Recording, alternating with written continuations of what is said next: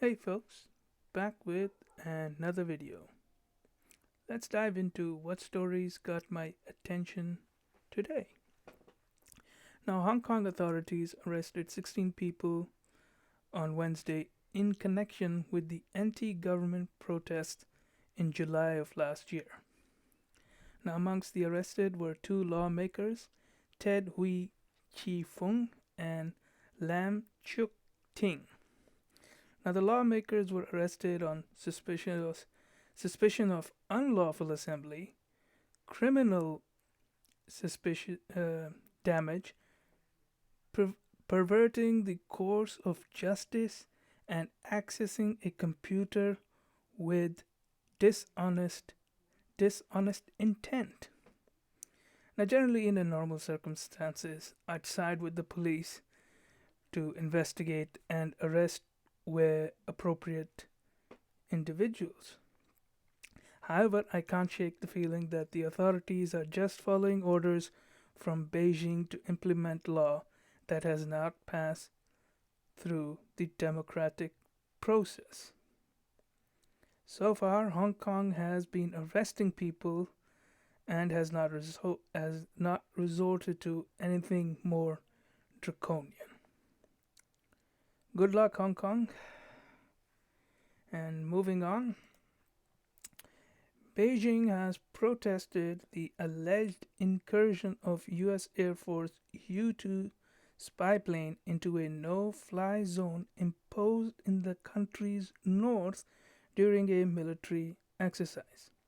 Now, as I covered in my last video, that the Chinese are conducting various military drills in four regions. Unfortunately, the US may have overreacted. Now, I believe that the Chinese have the right, and I think we should allow the Chinese to do any military exercise inside their non disputed territory. However, when they venture into disputed territory, then we must tighten the screws on Beijing via diplomatic, legal, and economic measures. We must make sure that we do not conduct ourselves in in any overt belligerent way. Moving on, it seems that the sale of the F-35s to the United Arab Emirates is the crack in the Israel UAE peace deal. Now, one must keep in mind the fact that if the peace deal collapses, then that would have spillover effects. The hardliners in Iran and Turkey and various other countries would pounce on this and use it as a propaganda tool. However, they were against the deal to begin with, so not much is lost there. But other Arab countries in the Middle East and North Africa that may use the Israel UAE peace deal as a model would have a hard time to promote any normalization with Israel.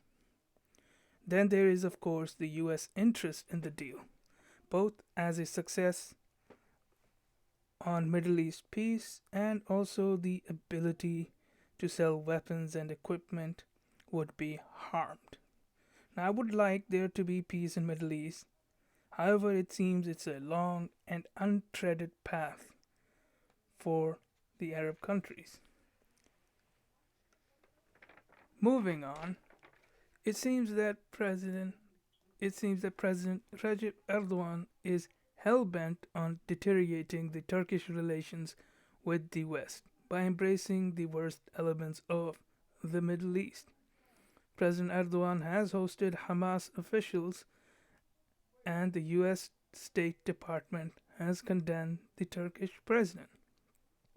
Now, Hamas is one of the many players in the Middle East that have exacerbated the deteriorating conditions in the Middle East. Now, I would also urge that the Israeli needs to also work with the Palestinians or be locked in the cycle of violence perpetually.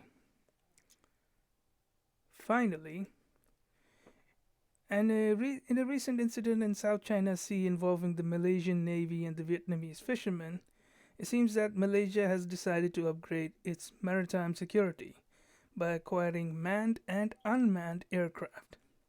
It seems that the three and is all, we must also keep in fact that there seems to be a three-way standoff between China, Malaysia, and Vietnam on oil exploration in South China Sea.